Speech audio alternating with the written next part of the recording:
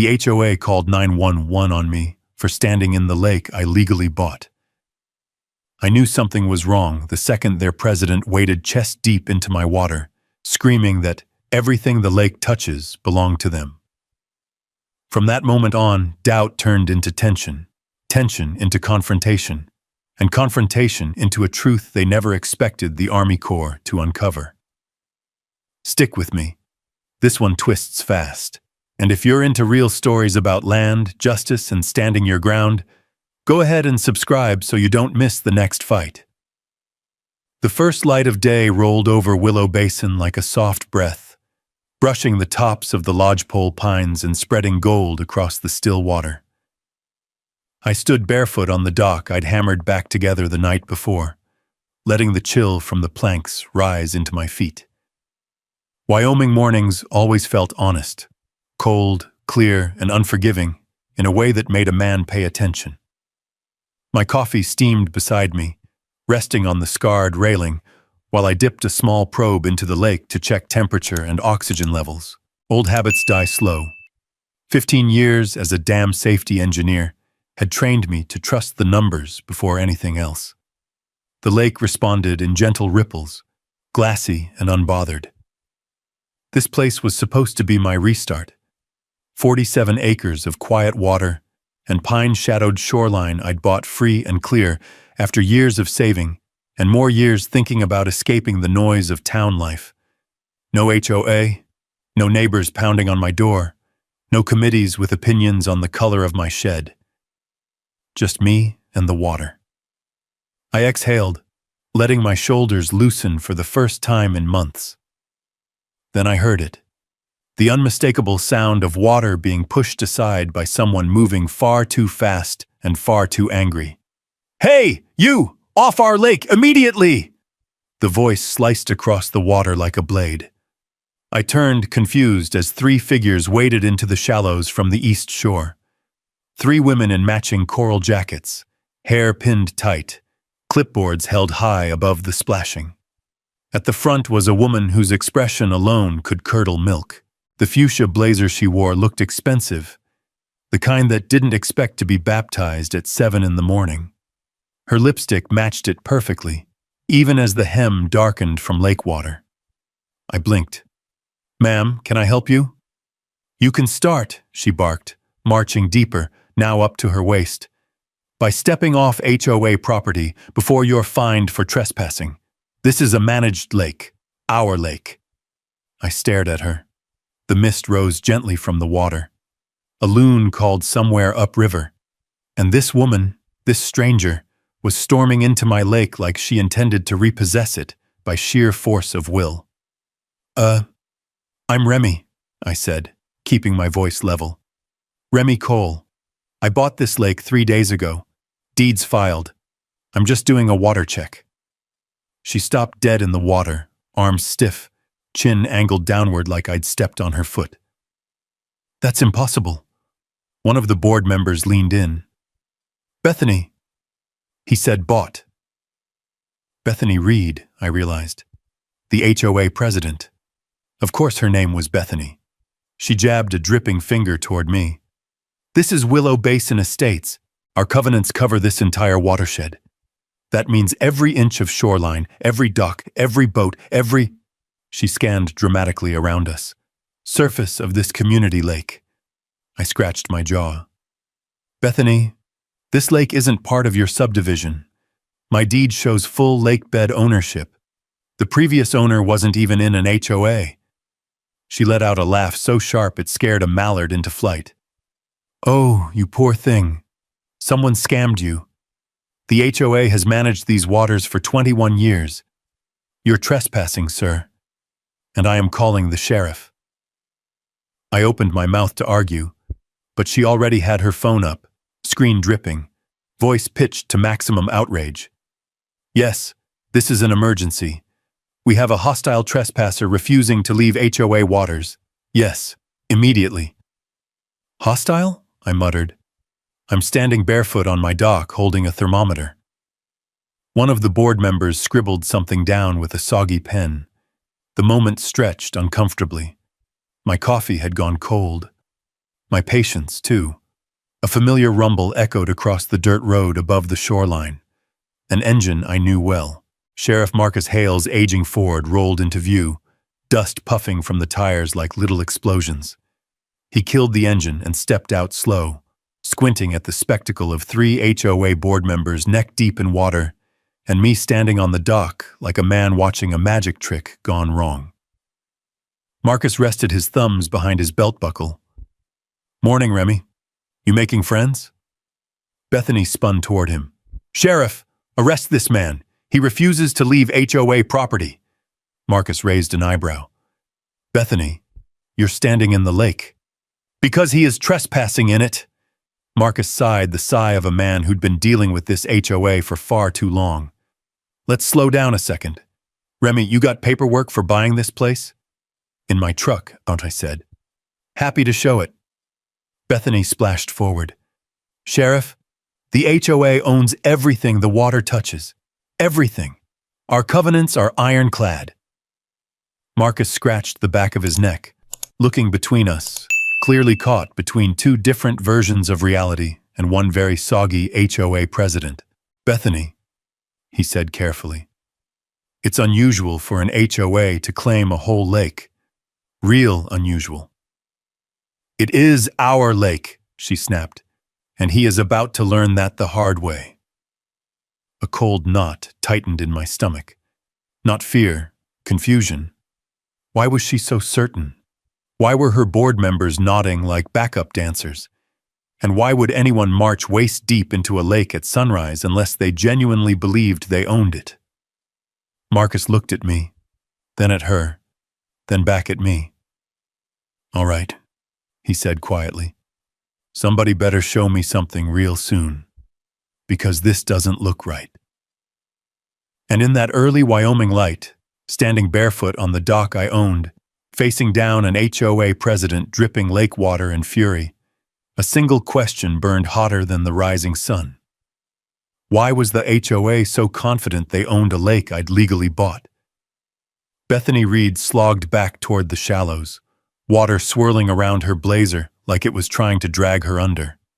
Her 2 board members followed, clutching clipboards that had soaked through so much they drooped in their hands. Sheriff Marcus Hale stood on the gravel bank, boots planted wide, arms folded, watching the 3 of them with the kind of exhausted patience he usually reserved for elk hunting season when tourists tried to pet wildlife.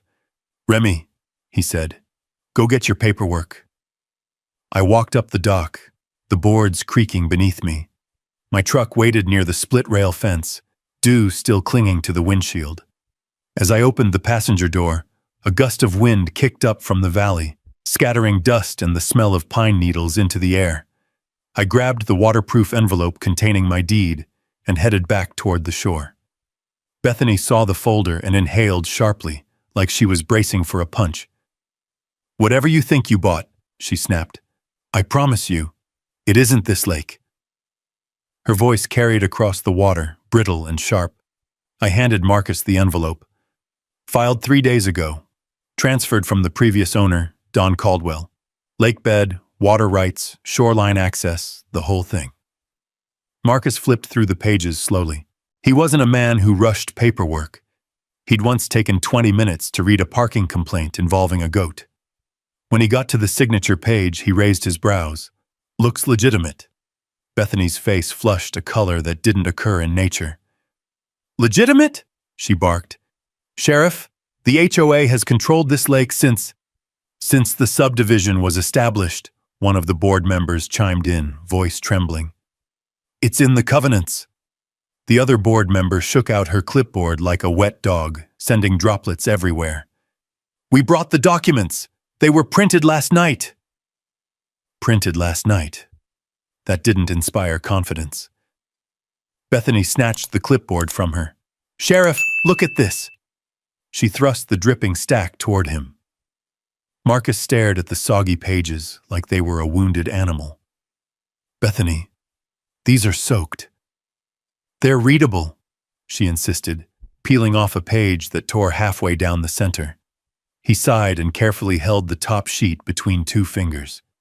The ink had bled so much it looked like a watercolor painting of legal text. I can't make out half of this. That's because he forced us into the lake, she shrieked, pointing at me as if I had conjured the water myself. We had to confront him before he contaminated community property. I blinked. I was holding a thermometer. A breeze lifted the edges of the wet HOA pages and peeled one free. It fluttered down the shoreline like a wounded bird before landing in the mud. One of the board members scrambled after it, slipping in the muck, muttering something about chain of command. The whole scene would have been funny if it weren't so damn strange. Marcus pinched the bridge of his nose. All right, Bethany, I'll hear you out. What exactly gives the HOA ownership of this lake? Her chin lifted another inch. Section 14, Amendment 3B of the Willow Basin Estates Covenant. Authority over all community waters, including lake-based assets, docks, boats, and shoreline facilities. I narrowed my eyes. Bethany, Willow Basin Estates ends a half-mile east of here. The subdivision doesn't even touch this lake. The previous owner made a point of staying outside HOA jurisdiction. Then he lied, she snapped. Or you were tricked. Either way, you cannot be here.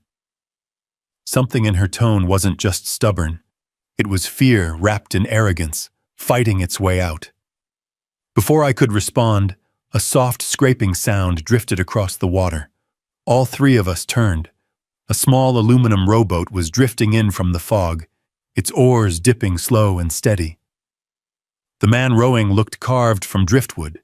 Gray beard, weathered skin, shoulders still broad despite his age. He wore a wide-brimmed hat low over his eyes.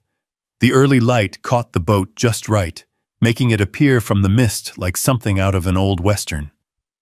He wasn't fishing. He wasn't sightseeing. He was watching closely. As he got closer, I realized he was looking directly at me. Bethany muttered under her breath, "Oh no, not him." The rowboat drifted to a stop about 20 yards from shore. The man rested his oars across his lap. "Morning, Sheriff," he called in a gravelly voice. Marcus nodded. "Morning, Elias." Something in my gut tightened. Elias Tanner. I'd heard the name once, years ago, from my father, spoken in that offhand way men do when talking about someone who mattered to them long ago. I hadn't thought about it since. Elias tapped the brim of his hat. "Remy Cole. Haven't seen you since you were, 8? 9? My breath hitched. "You knew my dad?" He nodded slowly. "Worked with him. On this very lake." Bethany stiffened like she'd been struck. Elias continued, voice steady as the water beneath him. "He told me that one day, someone would come along with a deed in their hands and a fight on their doorstep." His gaze drifted toward Bethany. "Looks like that day's here." The wind died. The lake stilled. Even the birds seemed to hold their breath. Bethany's voice cracked. "Elias, you don't know what you're talking about. This lake is HOA jurisdiction." Elias chuckled softly. "Bethany, I've been living on this water longer than your covenants have had ink, and I know exactly what's buried at the bottom of this lake. And what your board conveniently pretends doesn't exist." Her face went pale under the morning light. My heart hammered once, hard. "Elias," I said quietly, "what exactly did my dad work on here?" He lifted one oar, pointed toward the middle of the lake. "Something the HOA doesn't ever want found." A chill crept up my spine. Marcus looked between us, concern settling on his face. "Elias, what are you saying?" Elias leaned forward, eyes cutting sharp through the thinning mist. "I'm saying this lake doesn't belong to the HOA. It never did." Bethany sucked in a breath like she'd been punched. And before I could ask another question, the wind shifted again, blowing hard enough to rip a cluster of wet covenant pages from Bethany's hands. They scattered into the air like confetti, pages of a story that suddenly didn't match the truth rising from the water. I stared at the drifting papers, then at the old man in the rowboat, then back at Bethany's trembling hands. Something deeper was going on here. Something deliberate. Something my father had known. And I wasn't leaving until I found out what. The mist had thinned to wisps curling over the glassy surface, revealing more of the lake's quiet expanse. Elias Tanner sat motionless in his rowboat, hands steady on the oars, like he'd drifted straight out of the past. The morning sun had risen just enough to cast long shadows over the pines, and the silence settled heavier than before, like the entire basin waited to hear what he'd say next. Bethany Reed shifted uneasily on the rocky shoreline, wringing out the cuff of her blazer with trembling fingers.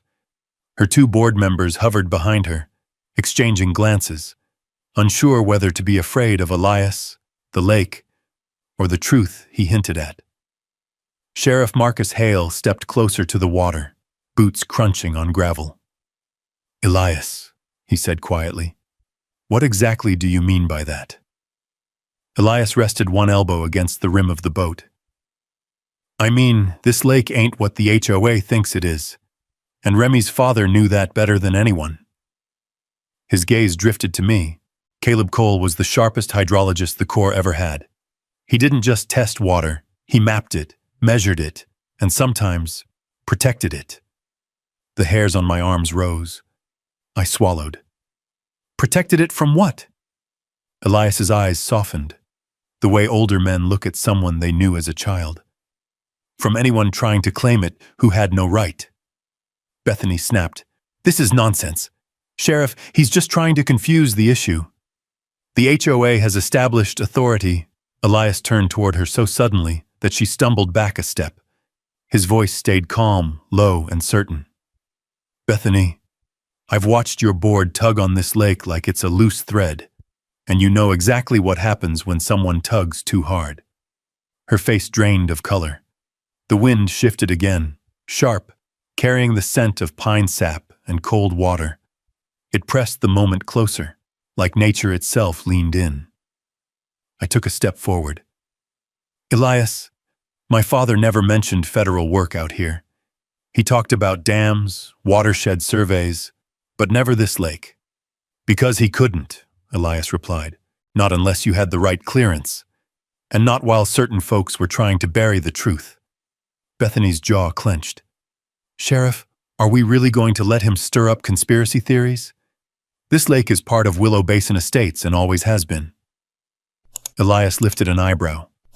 "Always? Funny. I remember the day they tried to fold this lake into the subdivision. Your board printed a fancy brochure claiming community rights. But the Corps sent notice. Clear as a mountain stream. You remember that, don't you?" Bethany's lips parted, but no sound came out. A single water droplet slipped from her blazer sleeve and hit the lake with a tiny, perfect ripple.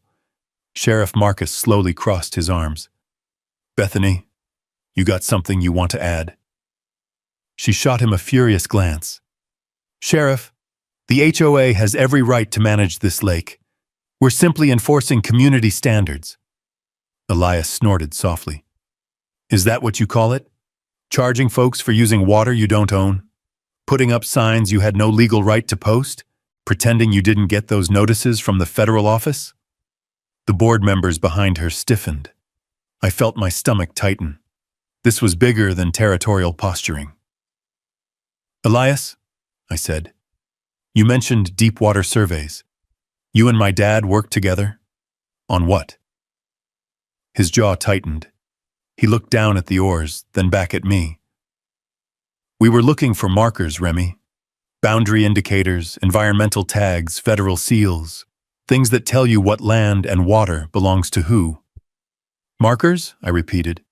"As in, underwater markers?" He nodded once.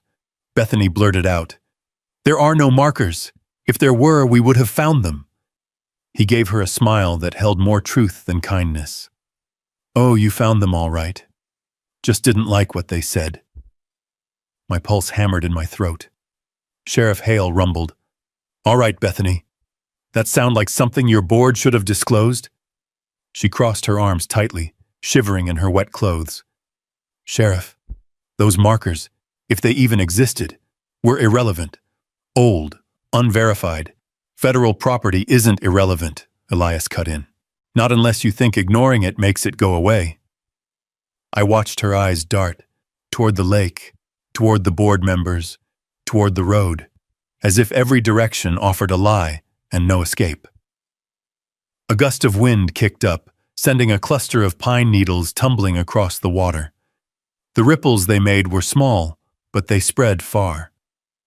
That's how it felt.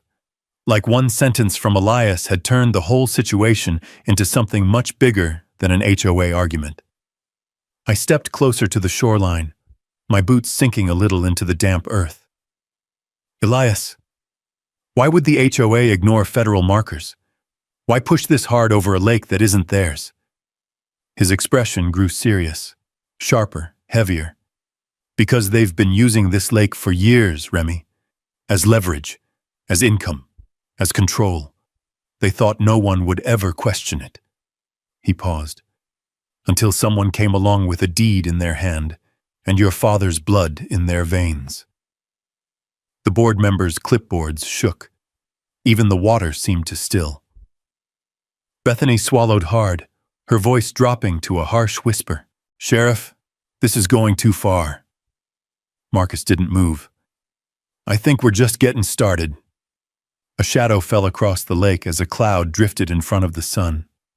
Elias dipped one oar and nudged his boat closer. Remy, he said quietly, your father didn't trust many people, but he trusted me. And he told me something before he passed, something I didn't think I'd ever repeat. He paused. He said the lake holds more truth than the people fighting over it, and that when the time came, the right person would uncover it. Bethany sucked in a sharp breath. Sheriff, stop this! He's manipulating him! No, Elias replied. Your fear is what's manipulating you. The wind stopped. The lake froze in its quiet stillness. The world narrowed to a single moment. Sheriff Hale turned to me. Remy, you got any idea what your dad was talking about? My throat felt tight. No, but I'm about to find out.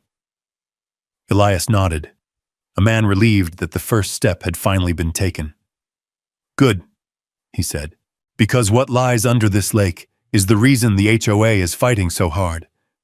The surface rippled as a breeze finally returned, pushing the rowboat just a foot back. The sun broke through the cloud again, lighting the water in pale gold. Elias pointed the tip of his oar toward the center of the lake. That's where your answers are.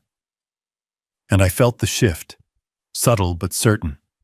The battle over the lake had become something else entirely. Not a dispute, a revelation waiting to surface. The wind shifted again, lifting the thin fog from the lake and pushing it toward the pines like a curtain being pulled aside. With Elias's rowboat bobbing gently and Bethany Reed frozen on the gravel, everything felt suspended, caught between the truth and the moment it would break free. I stepped back from the water's edge and headed toward my truck, gravel crunching beneath my boots. The air smelled like wet stone and morning cold, sharp enough to clear any doubt from a man's head. I reached into the glove compartment and pulled out a thick, weather-worn map folder, one my father had labeled in his tight, slanted handwriting, Willow Basin, Keep. I had never opened it until today. Carrying it back toward the dock felt like carrying a live wire. Sheriff Marcus Hale watched me carefully, as if he knew this wasn't just paperwork, but a fuse. I knelt on the dock and unlatched the folder. Inside, wrapped in an old Coors-issued waterproof sleeve, was a folded topographic survey map. The edges were frayed. The paper smelled faintly of machine oil and time. My father must have handled it dozens of times, maybe more. Bethany scoffed loudly. What is that, Remy? DIY arts and crafts? It proves nothing. Marcus cut her off with a raised hand. Let him show it. I unfolded the map slowly. The creases crackled in the cool air. Bright red marker lines traced the lake's perimeter, and along the north ridge, stamped in faded ink, were the letters: U.S. Army Corps of Engineers, Navigable Waters, Designation, Federal Oversight Area. Elias nodded in grim satisfaction. There it is. Bethany's face blanched so fast it looked like someone had switched off her blood supply. The board members behind her stared, mouths parted, clipboards forgotten at their sides. Sheriff Hale walked closer. "Remy," he murmured, "this is official?" "It's core paper," I said. My voice felt tight, but steady. My father kept it hidden. I didn't know why. Elias leaned on his oar. "Your father didn't hide it. He protected it. Big difference." I pointed to the boundary markings. "See this? The lake's waterline, the bed, the outflow, they're all under federal classification. That means the HOA has no authority here. Zero." Bethany didn't blink. She didn't breathe. Her pupils were tiny, like someone caught in a lie too big to swallow. That map is outdated," she choked out. "Meaningless. The HOA has been managing these waters for years.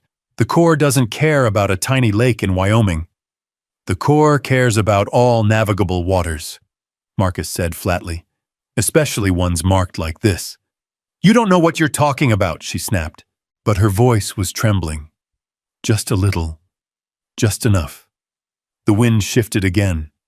It rustled the pines along the ridge and caught the edges of the map, lifting corners as if urging the truth forward. I steadied the paper. "Bethany, the fact this exists is a problem. A huge one. Your HOA has been running this lake like it's your personal asset, charging residents, posting rules, threatening people." She backed up until her heels hit the soft mud. "Sheriff, he's making this whole thing up. He bought that map online. It's fake. Look at him. He's trying to take over community property." "Community property with a federal seal?" Elias said with a low laugh. "You better come up with a better lie than that." Her breathing grew ragged. One board member, the shorter woman with trembling hands, took a step away from her. "Bethany, you told us the lake was ours because the original developer donated the rights."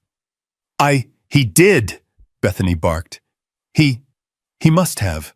The covenants don't include federal water," Marcus interrupted. "They can't override federal law." Bethany whirled on him, voice cracking. "Sheriff, arrest him! Arrest him for presenting falsified documents, for tampering, for—" But Marcus didn't move.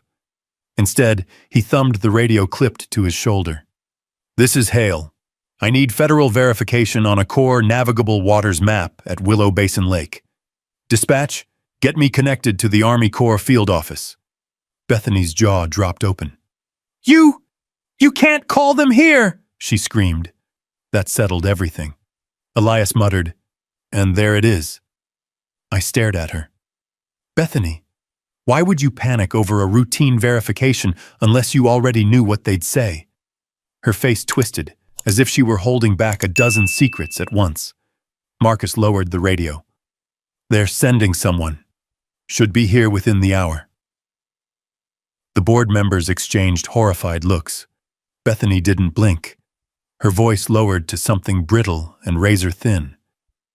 "You have no idea what you've done." I folded the map carefully and tucked it back into its sleeve. "I think I'm finding out." Elias dipped his oars once, drifting closer to the dock. "Sheriff," he called, "you might want to ask her why the HOA tried dredging the north side 2 summers ago without a state permit, or why they blocked off the west inlet with an illegal gate 3 years back." The board members' faces turned ashen. Bethany snapped, "Elias, shut your mouth." But the old man just smiled. "I'm too old to shut it," he said, "and too tired of watching you pretend." I felt a tremor of anger under my skin.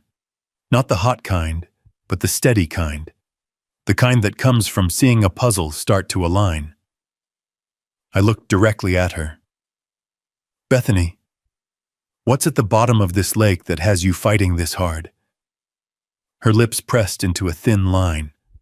Rage, fear, stubbornness, they all flickered behind her eyes. Then she said, barely audible, "You don't understand who you're dealing with." But her voice lacked conviction. The breeze picked up again, tugging gently at my shirt, blowing a faint scent of lake moss across the dock. Even the water seemed to hold its breath, and as Sheriff Hale walked toward his patrol truck to wait for the Corps team, Bethany Reed slowly sank onto a fallen log, soaked blazer clinging to her shoulders, staring at the lake like it might swallow her whole. Whatever she feared out there wasn't small, and it certainly wasn't over. The next 20 minutes crawled with the slow weight of approaching consequence. The morning sun climbed higher, burning the mist off the lake until the water shone like polished glass. Sheriff Marcus Hale leaned against the hood of his patrol truck, radio occasionally crackling with updates. Every so often he glanced toward Bethany Reed, who sat rigid on the fallen log, soaked blazer clinging to her like a confession she couldn't peel off. I stood on the dock, elbows resting on the railing, the Corps map tucked safely into my jacket. The breeze carried the faint smell of wet pine and iron-rich soil. My reflection rippled in the lake, uneasy, changed. Elias Tanner's rowboat drifted in slow circles, guided more by the morning current than by any motion of his arms. He watched everything with the patience of a man who'd seen trouble rise and fall too many times to be startled by it. Then the sound came. A low hum first, then the grind of tires over gravel, then the unmistakable thump of a heavy engine built for work, not show. A dusty Army Corps of Engineers vehicle, white with faded red stripes, rounded the bend in the road and descended toward the lake. Dust swirled behind it, rolling like a small storm down the hillside. Bethany's head snapped up, her board members froze. Marcus straightened. And Elias. He smiled as if the moment he'd been waiting decades for had finally arrived. The Corps truck eased to a stop between the big ponderosa pines. The driver door opened, and a woman stepped out, tall, boots hitting the dirt with crisp authority. She wore a dark field jacket with the Corps emblem stitched cleanly on the shoulder. Sunglasses hid her eyes, but her walk said enough. This was someone who dealt in facts, not stories.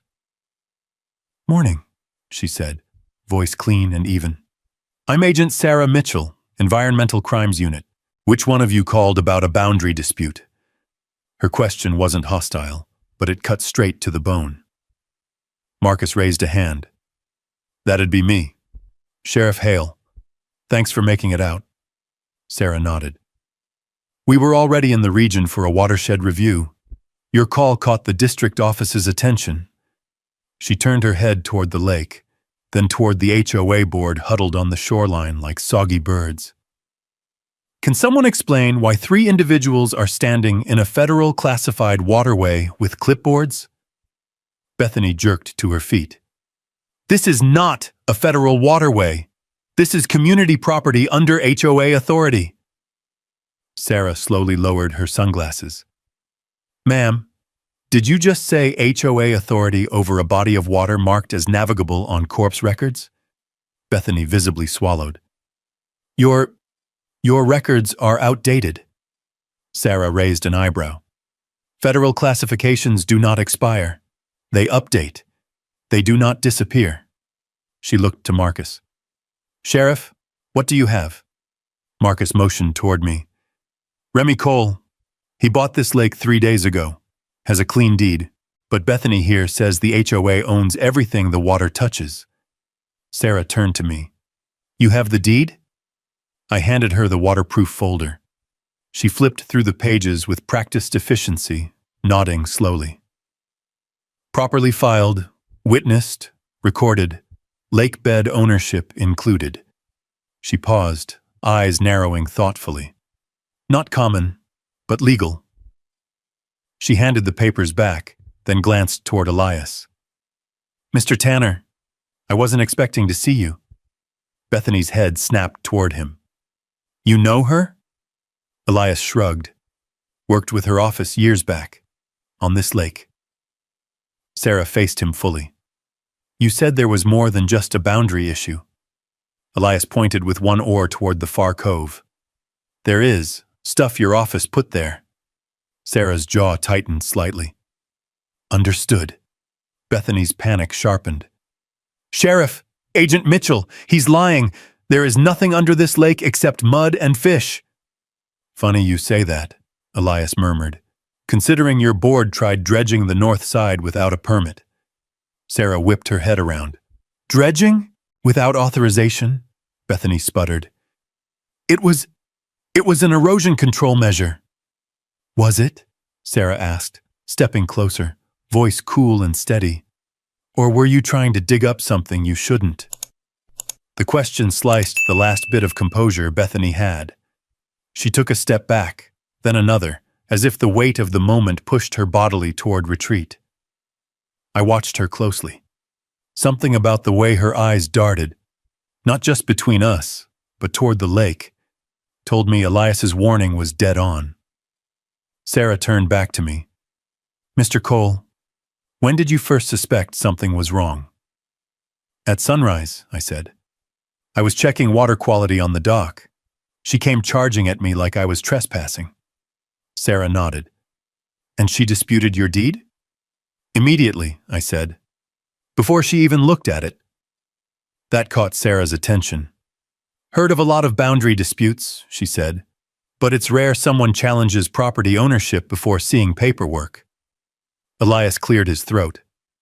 That's because she doesn't need to see it. She already knows what's under there. Sarah exhaled. All right, let's get the story straight. She turned to Bethany.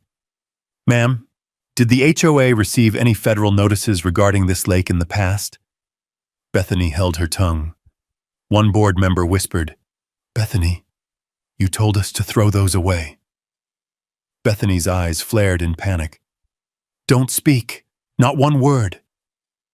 But Sarah had heard it. Marcus had heard it. I had heard it. Even the trees felt like they heard it. Sarah's tone hardened. You threw away federal notices? Because they were irrelevant, Bethany shouted. Her voice had cracked so far it barely resembled the commanding tone she'd shown earlier. This is our lake. We've managed it for years. Illegally, Elias muttered. Sarah turned slowly toward him. Is that true? He nodded. They've been charging folks for access, fines, fees, threats, and all on a lake the federal government marked as protected watershed. Sarah pressed her lips together. That's a serious allegation. It's true, I said. I watched her try to find me for standing on my own dock. Sarah paced a few steps, boots kicking up dust that caught the light. Sheriff, we need eyes on the bottom markers. Marcus nodded. We can get divers from the county. No, she said. Corpse divers. We follow our own chain. Bethany broke. Agent Mitchell, I'm telling you, there's no reason for any of this. If you'd just let us handle our community. This, Sarah said sharply, is not community property. The air went still. Even the lake stopped moving. She pointed toward the water. There's federal work down there, and I intend to verify its condition. She faced Marcus next. Sheriff, secure the shoreline. No one enters the water until the Corps divers arrive. Bethany's board members backed away from her, one step at a time. Elias dipped his oar and guided his boat toward the western reeds. You'll want to look near the outflow first. Sarah nodded once. I know. She walked down the dock until she stood beside me. The wind brushed a strand of hair across her jacket collar. Mr. Cole, she said quietly, whatever's under that lake isn't small. I figured, I replied. She turned her sunglasses back toward the water. But I didn't expect the HOA to panic this hard. Something else is going on. What kind of something? I asked. Her jaw tightened. That's what we're here to find out. Behind us, Bethany Reed sat frozen on the log, staring at the immense, quiet lake like it had turned into a courtroom waiting for a verdict. And maybe it had, because in the distance, faint but growing, came the sound of another engine, this one lower, deeper, unmistakably government. The Corps divers were coming, and whatever truth had been hidden beneath that water was about to rise. The distant engine grew louder, rolling through the valley like a low thunder that didn't belong to any storm. The lake, moments ago a shimmering mirror under the Wyoming sun, seemed to hold its breath. Even the birds quieted, settling into the pines along the ridge as if the world knew something was shifting. A second white Corps vehicle came into view, boxy, reinforced, with the kind of utilitarian weight that didn't need branding to announce authority. It rumbled down the dirt road, kicking a tail of dust into the morning air. When it stopped beside Agent Sarah Mitchell's truck, the engine cut off with a confident shudder. Two divers in black dry suits stepped out. Their gear clinked with steel clips, straps, and waterproof cases. They carried themselves with the practiced silence of professionals who didn't need to be told what mattered. Bethany Reed stood slowly from the fallen log, her blazer stiff from drying mud. "No," she breathed, backing away as the divers began unloading equipment. "This is unnecessary. This is a complete overreach." Sarah didn't even look at her. "No one enters the water except Corps personnel." Her voice was steady, clipped, and final. "Sheriff Hale, secure the shoreline." Marcus gave a short nod and moved across the bank, boots sinking into the soft earth. He gestured for the board members to step back. They obeyed without a word. Even their clipboards seemed to huddle close to their chests, as if they were shields suddenly made useless. Elias Tanner drifted his rowboat toward the dock, the soft knock of wood against wood echoing in the quiet. "They'll find it," he said under his breath, eyes on the divers. "Your father said they would one day." I stared at him. "Elias, what exactly did he hide down there?" The old man ran a hand down the oar handle, his fingers tracing grooves carved by time and work. "Not hid," he corrected softly. "Protected." The divers moved with silent coordination, lowering a sonar device into the water. A soft mechanical hum vibrated through the dock, spreading ripples outward like a pulse. The display screen flickered with shapes, contours of the lake floor, shifting shadows, faint outlines. My heart kicked harder with each pass of the sonar wand. Bethany suddenly lunged forward, hysteria creeping into her voice. "Sheriff, stop this! You can't allow a federal dive without HOA authorization. I demand—" Marcus raised a hand firmly. "Bethany, you demand one more thing, and I'm putting you in the patrol car for obstruction." She froze, breath catching mid-syllable. Sarah approached her slowly. "You've been collecting unauthorized fees, enforcing unauthorized restrictions, issuing unauthorized citations." She tilted her head. "Tell me, were the federal notices you threw away also unauthorized?" Bethany's voice shrank to something sharp and desperate. "I don't know what you're talking about." "That," Sarah replied, "is the problem." A hush fell so thick it felt physical, like a blanket of quiet pressing down on all of us. The first diver eased into the water, the surface tightening around him as he descended. The second followed, bubbles rising in small bursts before fading beneath the still lake. Elias watched them until they disappeared. "North side first," he murmured. "Your dad said that's where the markers would hold the longest." "What markers?" I pressed. He hesitated, just long enough to let the wind fill the silence. "Federal environmental tags," he said finally. "Boundary markers, and a documentation case." "A case?" "A military-grade one," he said. "Your father sealed it, told me to keep an eye on it, said not to disturb it unless the lake was threatened." I felt my chest tighten. "Threatened by who?" Elias didn't answer with words. He simply tipped his chin toward Bethany. The sonar operator looked up. Agent Mitchell, we've got a hit. Solid object. Metallic. Rectangle shape. Sarah's expression hardened. Depth? 47 feet. Bethany staggered backward. No, that's impossible. There's nothing down there, nothing. The sonar tech didn't respond. He repeated the sweep. The blip appeared again, clearer, sharper. A rectangular shape buried in the silt, too structured to be natural. Sarah turned to her divers. Confirm retrieval. The divers adjusted their air tanks, clipped additional gear to their belts, and slipped beneath the surface. The bubbles quieted. The water stilled again. Minutes passed. Long, tension-thick minutes. Bethany paced in small, frantic circles, hands fluttering at her sides like she didn't know what to do with them. Her board members whispered frantically, glancing between the water and the ridge as if expecting someone to rescue them. Elias steadied his boat with one hand on the dock. Told your dad this day would come, he said to me, voice low. He said if the HOA ever tried to claim the lake, truth would have to surface. What truth? I demanded. Elias looked at me with eyes full of old storms and older secrets.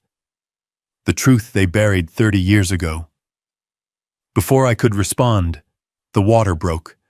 A diver emerged, hauling a dark green container, stained with years of silt, barnacles clinging to the edges. The second diver stabilized it from below as they maneuvered toward the dock. The moment the box hit the wooden boards, a tremor ran across the planks beneath my feet. It wasn't fear. It wasn't shock. It was the unmistakable vibration of truth breaking loose. Sarah crouched beside the container. Seal's intact, she said quietly. Military issue. Late 80s. Corps stamp. Bethany let out a strangled sound, somewhere between protest and prayer. Elias whispered, It's his handwriting. Caleb Cole. That's your father's mark right there. Sarah looked at me. Mr. Cole, she said gently, before I open this, is there anything you want to say? I swallowed the knot in my throat. Just that I had no idea, not until today. Sarah nodded once. Then she cracked open the seal. A burst of air hissed out, cold, preserved for decades.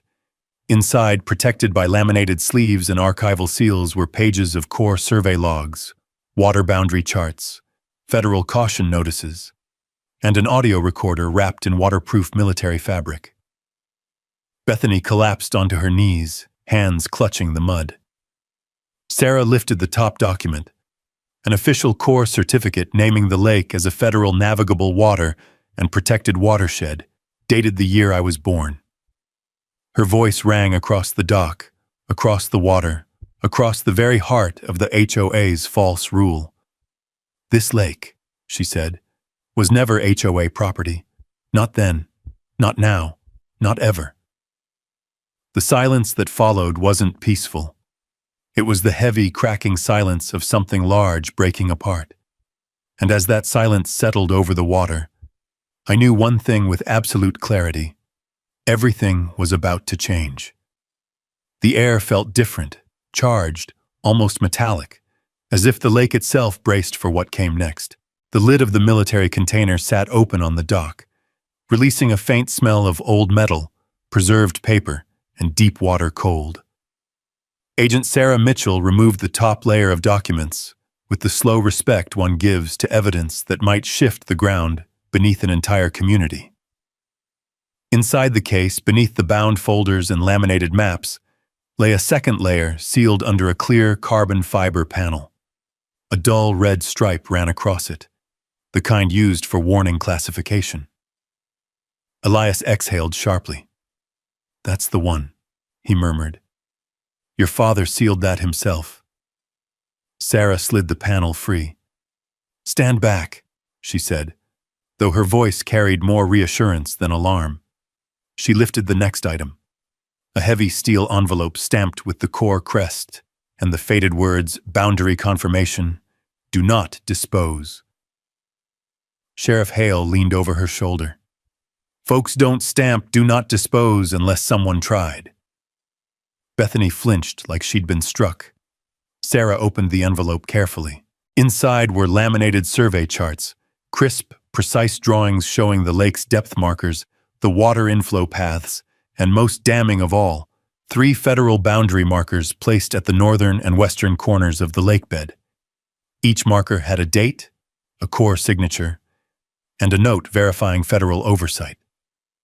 But the most telling detail wasn't the markers themselves. It was the notation at the bottom of the chart. Unauthorized removal attempts discovered, 1998, 2003. Probable interference, Willow Basin Estates development. My breath caught in my chest. Elias glanced at me, his expression heavy with memory. Your dad helped place those markers, marked the federal boundary so no one, no HOA, no developer, could claim the water. Sarah's voice sharpened as she read the notes. Someone tried to remove all 3 markers, twice. The board members went pale, their clipboards hanging like useless shields. Bethany's lips trembled. Those notes could mean anything. No, Sarah said. They mean exactly what they say. She reached deeper into the case and pulled out a small waterproof recorder. The device was old, but not broken, preserved by layers of careful sealing. Elias whispered, "That record's from the day your father and I finished the last survey." Sarah pressed the playback button. Static crackled first, then a familiar voice filled the air, a voice I hadn't heard since before he passed. My father. Survey log, final entry, Willow Basin. The recording began. The sound of water lapping against the boat underscored his words. Markers secured. Boundary established. If this recording is being reviewed, it means someone is contesting federal rights. If so, contact Corp District Office immediately. The next words were quieter, almost personal. And Remy, if you ever hear this, do not let them bully people off what isn't theirs. Protect the lake. It's more than water. It's history. And it's ours to safeguard. The recorder clicked to a stop. For a moment, the only sound was wind brushing through the pines and the faint ripple of the lake brushing the dock. Sheriff Hale cleared his throat, blinking hard. Well, I'll be damned. Sarah exhaled slowly, then raised the recorder so everyone could see it. This is direct evidence of federal jurisdiction, unlawful interference, and attempted removal of federal markers. Bethany broke. I didn't remove anything, she yelled, voice cracking under its own weight. This is absurd. The HOA couldn't have known. Elias cut her off gently. Bethany, you signed the maintenance plans. I saw the paperwork before your board redacted it. You knew. The board members turned on her instantly. You said the markers were old drainage studs. You told us federal notices were junk mail. You said the Corps had relinquished oversight. Bethany backed toward the water, shaking her head violently. No, we were told there was a memo. Jake said. She stopped herself, too late. Sarah locked onto the word like a hawk. Jake who? Bethany froze, breathing erratic. I don't recall. Sheriff Hale stepped forward. Bethany, if you're withholding names, you're digging your own grave here. Her eyes darted toward the ridgeline, as if expecting someone, anyone, to appear. Sarah set the recorder aside and examined the last piece in the case. 3 metal stakes corroded from decades underwater. Each one bore the Corps insignia and a serial code matching the survey map. These, Sarah said, are the missing boundary markers, removed illegally, buried underwater to hide the crime. The divers exchanged glances. One of them spoke for the first time. Agent Mitchell, we found drag marks on the lakebed. Someone tried hauling these toward the west inlet years ago. Sarah nodded grimly. Consistent with attempted relocation. A violation. Bethany dropped into the mud with a soft thud, her legs finally giving out. The morning sun glinted off her soaked blazer, illuminating the raw fear across her face. She wasn't calculating anymore. She was collapsing. Sarah didn't spare her a glance. She turned instead to Marcus. "Sheriff, take statements from the board members. Preserve all remaining HOA documents. No one is to delete or shred anything. They're part of a federal investigation now." Marcus straightened, nodding sharply. "You got it." I stared down at the recovered markers, rusted, heavy, undeniable, and felt a surge of something rise through my chest. Not triumph, not anger, something steadier, vindication. Elias placed a hand on my shoulder. "Your father knew they'd come for this lake, knew they'd try to twist the truth. That's why he left those records. He trusted you'd finish what he started." My throat tightened. "I never knew." He smiled sadly. "He didn't want you burdened unless you needed to be." Sarah stood up, holding the survey documents under one arm. "Mr. Cole," she said, "the evidence we've found isn't just proof. It's damning. This is federal obstruction, unauthorized jurisdiction claims, illegal fee collection, and possibly fraud." She turned toward Bethany, who sat shaking in the mud. "Your HOA," Sarah said, "is in very serious trouble." The wind swept across the lake again, carrying a cold, clean breath across the water. Ripples danced outward from the dock, as if the lake itself acknowledged its long-buried truth had finally been surfaced. And as the divers prepared to retrieve the final items from the lakebed, I knew this was no longer a conflict. It was the beginning of a reckoning. The Wyoming sun had climbed high enough to sharpen every detail around us: the shine on the wet dock boards, the worn grooves in the diver's gear, the nervous shifting of the HOA board members whose world had started cracking only minutes before. Even the lake looked different, calmer, flatter, as if relieved that the truth was no longer buried beneath it. Agent Sarah Mitchell stood with her boots planted firmly on the dirt, flipping through the recovered survey documents. Her posture held the kind of quiet authority that filled the air like a pressure front. Sheriff Marcus Hale kept a hand near his holster, not in threat, but in steady readiness, watching the board members who looked increasingly like passengers trapped in a sinking boat. Bethany Reed sat slumped in the mud near the log, elbows resting on her knees, fingers tangled in her hair.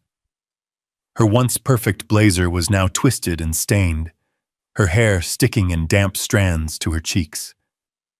The HOA president, who had stormed into the lake with righteous fury, now looked like someone trying to piece together a story that no longer made sense even to herself. One diver surfaced again, lifting another item, this one a rusted chain once attached to one of the federal markers. Sarah pointed at it. "Photograph that. Everything matters."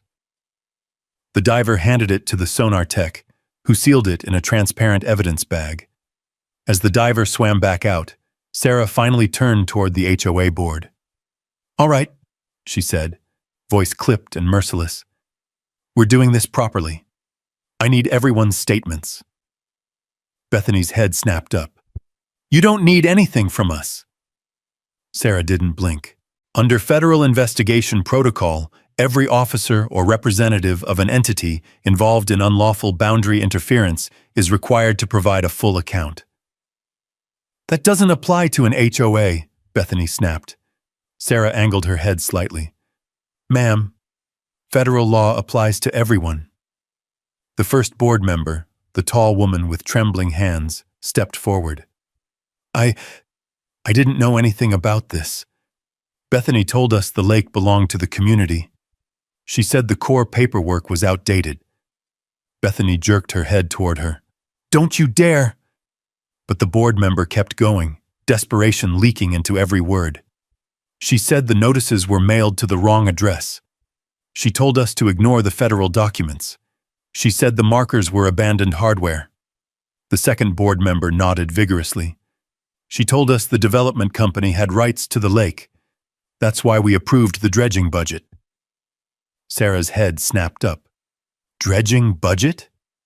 The board member swallowed. Bethany said cleaning the lake bed would help with insurance, but she told us not to file a state permit because it would slow things down. That didn't feel right. Sarah turned slowly toward Bethany. You performed underwater work on federally classified water without a permit? Bethany pushed herself shakily to her feet. This is ridiculous. You're twisting everything. The board agreed. Everyone agreed. We were maintaining the lake for the community. Marcus stepped forward. Bethany, if your maintenance meant tampering with federal markers, you stepped way outside your authority. She pointed a shaking finger at me. This is his fault. He shows up with a deed, and all of you lose your heads. No, I said quietly. This started long before I showed up. You knew exactly what you were covering up. She froze. The divers radioed from offshore. Agent Mitchell, we've lifted the last item, bringing it in. Everyone turned. 2 divers approached the shore, dragging a long waterproof cylinder, battered, caked in silt, stamped with federal insignia. Elias's voice cracked with old memory. Good Lord, that's the original boundary tube. I haven't seen that since your father sealed it. Sarah crouched to inspect it. This should contain the original authorization and the full map set. Bethany's voice faltered, shrinking into a small, brittle whisper. Please, please don't open that. Sarah lifted her gaze. Why? Bethany's eyes filled with raw panic. Because it'll ruin everything. The board members took a synchronized step away from her. Sarah unlatched the cylinder with a sharp metallic click. Inside lay the laminated documents, pristine beneath decades-old seals. She slid the first one free. It was a core letter addressed directly to the Willow Basin Estates Development Office, dated the year the subdivision was built. The bold text read, Developer notification. The lake within your proposed boundary is a federally designated navigable water. No private entity may claim ownership or authority over its use, access, or shorelines. Underneath was a second notification. Do not incorporate this lake into HOA covenants. This is a federal directive. Sheriff Hale let out a long, low whistle. Bethany, you got something you want to say now? She blinked rapidly, chest rising and falling like someone drowning on dry land. I thought... Jake said... Sarah's voice sharpened again. Jake who? Bethany pressed a fist to her lips. Jake Mercer. Elias hissed under his breath. That developer snake. Marcus muttered, Of course. I clenched the railing of the dock. Jake Mercer was a notorious real estate developer in the region, slippery as wet gravel, always looking for ways to bend land use laws to his profit. Bethany's knees buckled again. She slumped into the mud. He said the lake wasn't really federal. He said we could expand the subdivision one day, build boat slips, increase HOA revenue. He said the Corps wouldn't care. Sarah's expression didn't change, but her voice cooled several degrees. Ma'am, knowingly following illegal advice from a private developer does not absolve you of federal violation.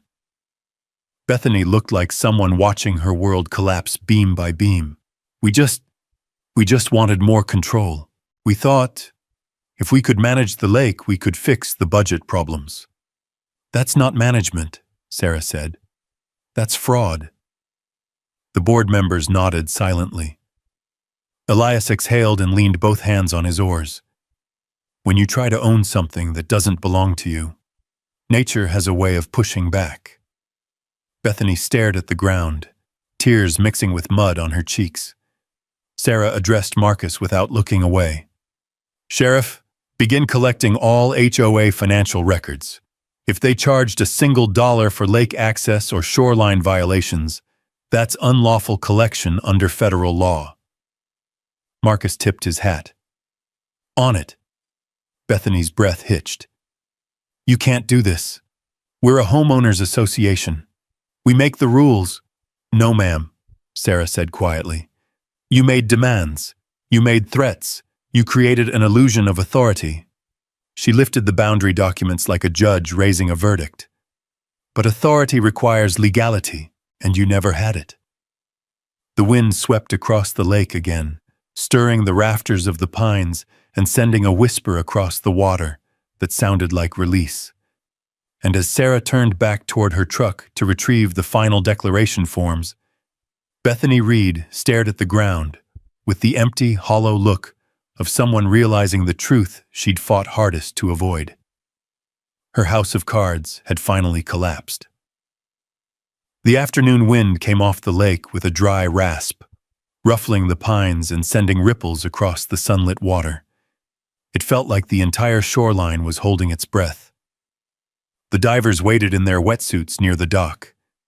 The HOA board stood in small, defeated clusters, and Sheriff Marcus Hale remained just a few paces behind me, calm, steady, unreadable. Sarah pulled a black binder from the back seat of her government-issued truck. The metal clasps clinked sharply as she opened it, flipping through laminated pages with the cold precision of someone preparing a verdict. Bethany wiped her mud-streaked hands across her blazer, trying to regain even a sliver of composure. What? What are you doing now? She asked, voice trembling just enough to betray the last of her defiance. Sarah didn't look up. Posting the official core declaration. Bethany swallowed hard, her lips quivering. Declaration of what? Sarah turned, holding a single white sheet. Thick paper, federal watermark, stamped with an embossed seal that caught the sunlight like a warning flare. That this lake, Sarah said steadily, is now, and always has been, federal environmental property. As of this moment, any HOA authority over it is terminated. She stepped toward Bethany. Every head turned. The wind went quiet. Sarah clipped the notice directly onto Bethany's aluminum clipboard, the one she'd carried like a weapon all morning. The metal snapped shut with a finality that echoed louder than the nearby waves. Bethany's breath hitched. You can't. It's done, Sarah said. The words hit her harder than any shout could have. Her legs gave out, and she dropped back into the mud with a soft thud, staring at the notice as if it were a death sentence. It was. Behind her, the two board members exchanged wide-eyed glances. Both took a step away from her, then another. One whispered, "Oh my God." Marcus cleared his throat gently. "Ma'am, you need to stay seated. The Corps is assuming jurisdiction now." Bethany's voice cracked. "We've managed this lake for decades. Decades. We held events, we issued fines, we controlled—" "You controlled nothing," Sarah said. Her tone wasn't cruel, just factual. "You acted on false authority. Now that ends." Bethany shook her head violently. "This can't be happening. This lake funds half our budget. You don't understand the politics behind this place." Elias Tanner stepped forward from the dock, leaning heavily on his oars. "Oh, we understand. We've understood for years. You just didn't think anyone would dig deep enough to prove you wrong." Bethany glared at him through wet, furious eyes. "You old man!" "Careful," Sarah said sharply. Bethany snapped her mouth shut. The shoreline fell into a heavy silence broken only by the soft slap of water against the rocks. It felt like the lake itself was waiting for the next blow to land. And land it did. Sarah closed the binder and folded her arms across her chest. "Mrs. Reed, the Corps began tracking illegal HOA water claims 3 years ago. Dozens of communities have been investigated. Most involve minor boundary issues or accidental encroachments." She paused. Her eyes locked onto Bethany's with surgical precision. "But your case is different. Willow Lake is the largest unauthorized HOA takeover we've seen." A collective gasp rippled through the gathering. Bethany blinked. "Largest?" Sarah nodded. You built docks, charged fees, wrote fines, and enforced rules on federal waters. That isn't a misunderstanding. That's organized overreach. The second board member whimpered. We didn't know any of this was federal. You knew, Sarah cut in. Maybe not all of it, but enough. And ignorance is not a legal defense. Bethany's breathing quickened, panic rising fast. I stepped forward. Sarah, what happens now? Her jaw tightened. Now we follow protocol. The Corps assumes control of the lake. We file violations. And we begin the federal review on the HOA's actions over the last 20 years. Bethany's expression flickered between rage and terror. Review? You're going to destroy my reputation, my home, my community. No, Sarah said. You did that. For a long moment, nobody spoke. Even the dragonflies hovering near the cattails seemed to freeze. Then Sarah reached into her vest pocket and pulled out one more form, this one smaller, but heavier somehow, as if it carried a different kind of weight. She turned it toward Bethany. This is a notification of federal inquiry into unauthorized collection of public access fees. Bethany stared blankly. No, you can't investigate me. You can't.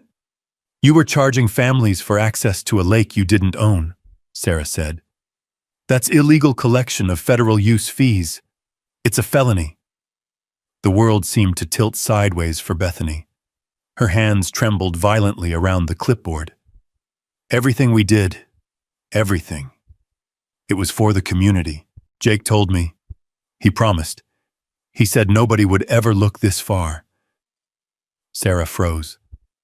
Jake who? Jake Mercer, Bethany whispered. Developer. Consultant. He advised me. Elias let out a long breath. I knew it. Marcus muttered, Mercer always finds a way into trouble. Sarah scribbled the name quickly. We'll be contacting him. Bethany tried to stand, but her legs buckled. Marcus had to catch her elbow to steady her. You'll receive formal notice soon, Sarah said. Whether the charges involve civil penalties or criminal investigation will depend on what else we uncover. Across the lake, a red-winged blackbird shrieked, its call sharp and haunting. The echo bounced between the tree lines. I didn't speak, I didn't move. I just let the wave of justice roll through the air like a slow, unstoppable tide. Bethany finally managed to stand, swaying on unsteady feet. Her voice broke in half. What happens to the lake now? Sarah looked at me. It took me a moment to realize she was waiting for me to answer. My lake. My father's lake. The lake that the HOA had tried to claim with nothing but arrogance and a stack of soggy paperwork. I inhaled deeply. The crisp scent of pine filled my lungs. It goes back where it belongs, I said quietly. To the people. To the truth. Sarah nodded once. Then let's make it official. She handed me the second declaration. This one addressed directly to the property owner. Me.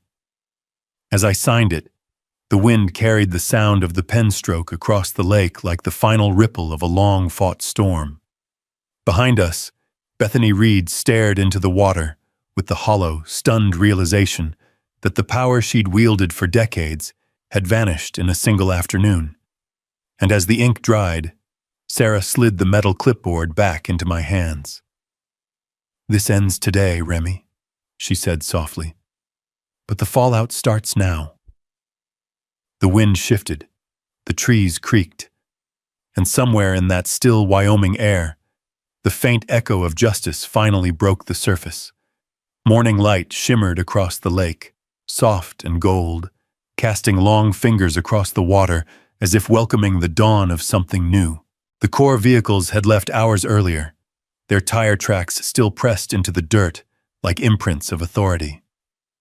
The HOA board had scattered in stunned silence. their defeated footsteps crunching across the gravel as they disappeared back toward the subdivision that no longer controlled anything beyond its own fences. For the first time since I'd arrived at Willow Lake, the shoreline felt honest. No clipboards, no shouting, no false authority dictating where a man could stand on land he legally owned. Just water, pines, wind, and the promise of a new beginning. Sheriff Marcus Hale lingered near his patrol truck, arms crossed, hat pulled low, as he watched the last HOA member hurry away. "Never thought I'd see the day," he said quietly. Bethany Reed, brought down by her own clipboard.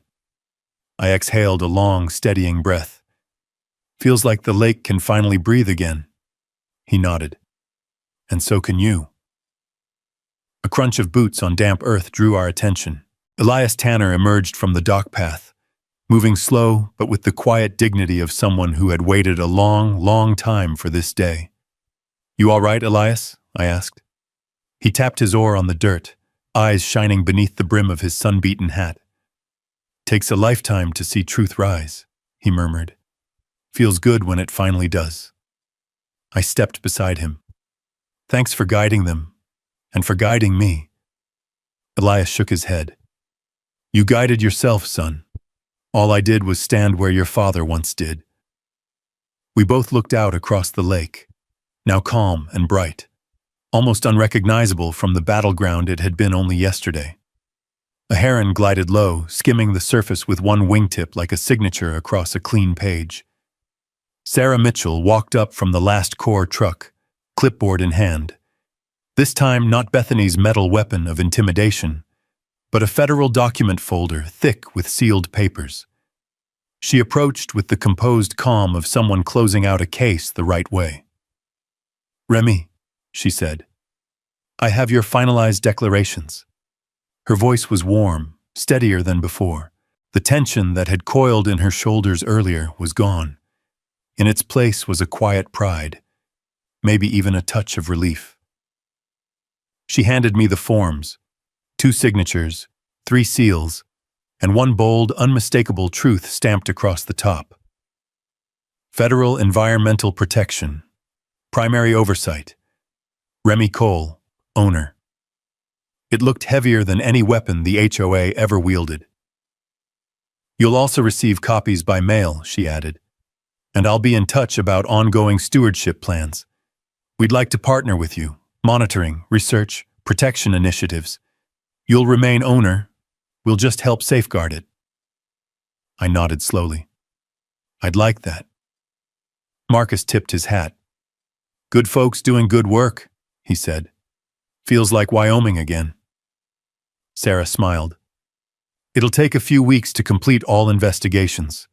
The HOA might face civil penalties, maybe criminal inquiry, depending on what else we find.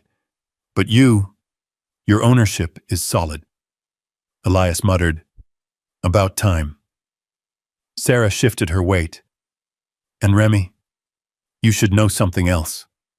I looked up. "That container we pulled from the lake? The audio logs from your father? They weren't just boundary records. They documented the early attempts by developers to override federal authority, attempts that someone inside the Corps blocked." "Who?" She hesitated, then spoke softly. "Your father." Something warm and heavy pressed against my chest. Wind rustled the pines, carrying the echo of a past I'd never fully understood. "He held the line," Sarah said, "even when he knew others wouldn't. Without him, this lake would have been paved over decades ago." I swallowed hard. "He never told me." "He didn't need credit," Elias said. "He needed a successor." Sarah placed a hand on my shoulder. "You've become exactly that." For a long moment, none of us spoke. The lake did the talking for us, lapping softly at the shore, reflecting the sky like a promise kept. By midday, residents began walking down, curious, cautious, drawn by the absence of HOA patrols. Families stood along the water's edge, whispering. For the first time in years, no one charged them a fee. No one told them to move back. No one cited bylaws. A small boy tossed a smooth stone into the water and laughed as it skipped 3 times. His mother exhaled like she'd been holding her breath for years. "Feels like we finally got our home back," she said to no one in particular. Elias leaned close. "Told you, lakes never belong to boards. They belong to people." I smiled. "Then let's keep it that way." Weeks passed. The HOA crumbled under federal scrutiny. Bethany faced civil fines and potential charges. Nothing violent, nothing dramatic. But the slow, unsparing pressure of the law correcting a long-standing wrong. The community voted to dissolve the HOA entirely. Those who once enforced bogus rules now attended town meetings humbly, without power, without threats. Where their clubhouse once stood, a new federal environmental station rose. Simple wood siding, green roofing, wide windows facing the lake.